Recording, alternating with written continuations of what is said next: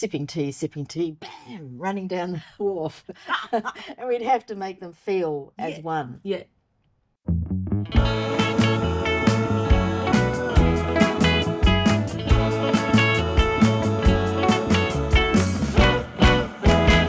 Hello, I'm Kelly Gardiner. And I'm Sharmini Kumar. And we are the authors of Miss Caroline Bingley, Private Detective, which is being published by HarperCollins.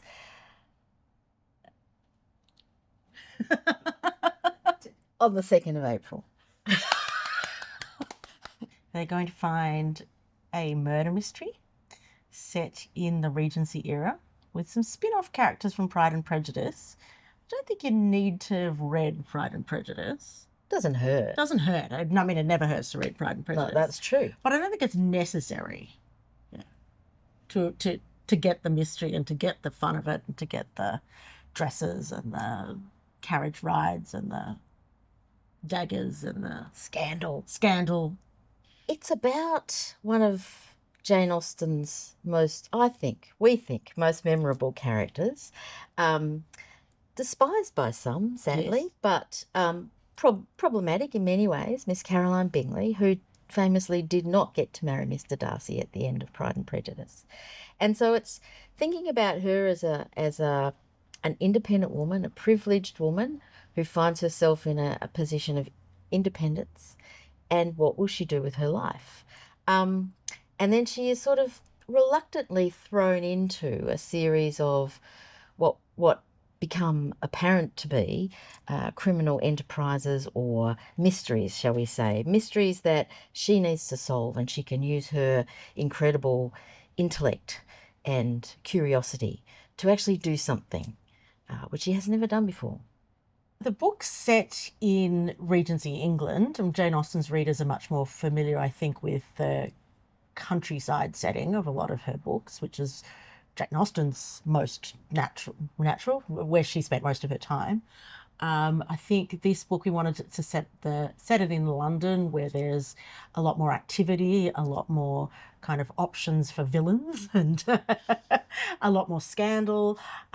Also, a lot more connection to the outside world, which is kind of there in Austen's novels, but not as highlighted as what we've made it.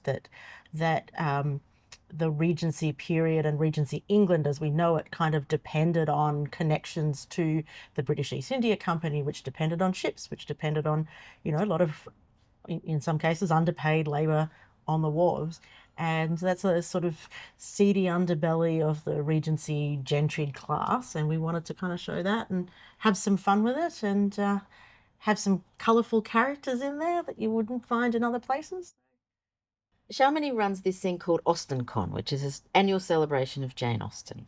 And I've been at quite a few of them. All of them? Maybe I missed one. But anyway, one time I was giving a talk about the legacy of Jane Austen's characters. And I said, out loud, perhaps unfortunately, Caroline Bingley would make a great private detective. And as soon as the words left my mouth, I thought I should not have said that out loud. And Sharmini was standing up the back. She said, I'm on it. And I thought she meant she was already doing it. And I went, oh, no. No, and I went up to Kelly afterwards and I said, no, I didn't mean that I was on it. I just meant such a great idea. I want to write it. And Kelly initially was like, well, I'm not going to have time. You might as well do it. Famous last words. Famous last words. And then, among other things that happened, was the pandemic. And I got an email from Kelly saying, I've changed my mind. Can we collaborate? I was in Jane Austen country at the time in England. And you'd done a whole lot of work on the plotting. Well, I'd done a bit of... I had a few ideas. Yeah. And so then we were in lockdown. And so we collaborated online. We had Zoom catch-ups where we did a bit of plotting. We did some plotting in advance. And then whoever wanted to write a particular scene would write it. And we did it all in a great big Google Doc until we broke that. Yes. With so many track changes. And then we would swap them over because we've got quite different styles. So there was a lot of sort of smoothing out between. Sharmini is fantastic at Austen voice because she's adapted Austen for the stage many times. And Kelly does a lot of like the plot driving, these fabulous characters, carriage chases and things like that. So would it go. sipping tea, bam, running down the wharf. And we'd have to make them feel as one. Yeah. But I think we managed. Yeah. Yeah. But so there was, a lot of the plotting and drafting. So plotting together, drafting separately, and then swapping over backwards and forwards many, many times till we get to the point where we can't do anything more with it. And we had to give it to an editor, the publishers, and say, you make it work. But they actually was pretty good by then. Yeah, they didn't have to do too There's much. bits that I go back to and I'm like, I can't remember which of us wrote that. Yeah. Initially. That's good. Can you? Yeah, some bits I can. Oh, yeah, but a lot some of bits I them can. I just I think I don't know, and I've looked at it so many times I can't remember. Yeah. I've written Jane Austen fanfic, whatever, before.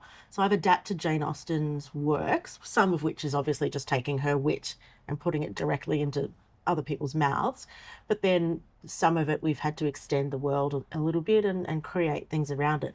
So I don't think of her as so sacrosanct that she can't be kind of played with a bit. And she did it with other things too. Like particularly in Northanger Abbey, she was very playful with the Gothic literature and, the mysteries of Udolpho. She takes a lot of liberties there, not in a bad way, and with a lot of affection. So I feel like it's the same kind of thing, perhaps with even more affection, that we're approaching it. And you try very hard to emulate that kind of wit and character depth, and hope for the best. I am mostly a full-time writer. I do teach writing as well. I am not a full-time writer. Yeah. You're a more than full-time everything. So I have a day job. I also run a theatre company and I write. When we were writing this book, I was still working full-time. I was teaching creative writing. And so I had big bits of the year when I had to just think about teaching, and then smaller bits of the year where I could write. Now I've stopped teaching full-time, so I can write more, and I'm just writing when I feel like it, what I feel like. I make sure that I have writing days set aside because I have a whole lot of other things still that I need to do, and in my life, life things. And so I have writing time, particularly 2 blocks of writing time in a day, and then once I start, I usually keep going. I do Shut Up and Write twice a week with 2 of my friends. We've been doing that for more than a decade, and I've always found that very productive. I have now, just before the pandemic, actually, I got a little writing studio built in the backyard. So I have got my own space now, which is good. It makes a difference because a lot of us have to just write at the kitchen table or and people have to write at night once the kids are in bed and all that sort of stuff. So you just make whatever time you can, and even if it's only 15 minutes a day, even if you just write 200 words whenever you can, it all accumulates up. So I'm lucky now that I can focus a bit more. I have every day a little bit of time. So before I go to bed, I dedicate a certain amount of time just to write any random thing that occurs to me about any random project I'm working on. And that kind of keeps the juices flowing a bit. And then I take time during the week. There's a few times where it's usually coffee shop time for me. So go out and get brunch, or sometimes it's, cocktail bar time, but that's okay too. And go and sit there and either take a laptop or a pen and paper or whatever it is. And it all sort of feeds into something. And yeah.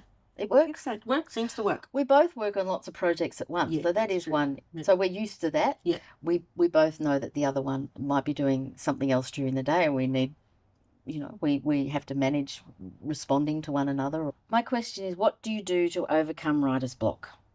And I don't really have writer's block. I have writer's effluent, which is just I have more ideas than I can deal with and more projects than I should be working on all at once.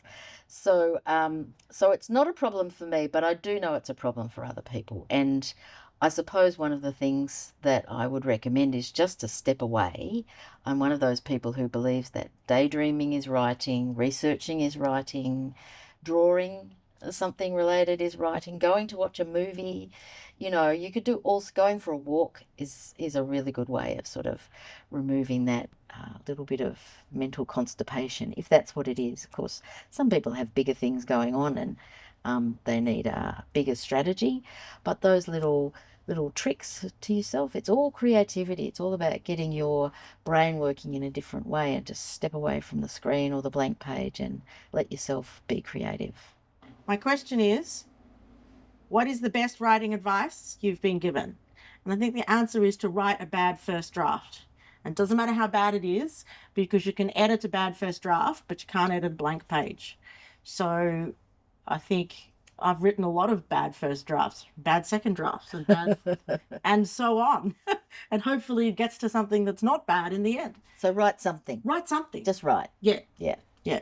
The role of writers in 2025 is, I think, to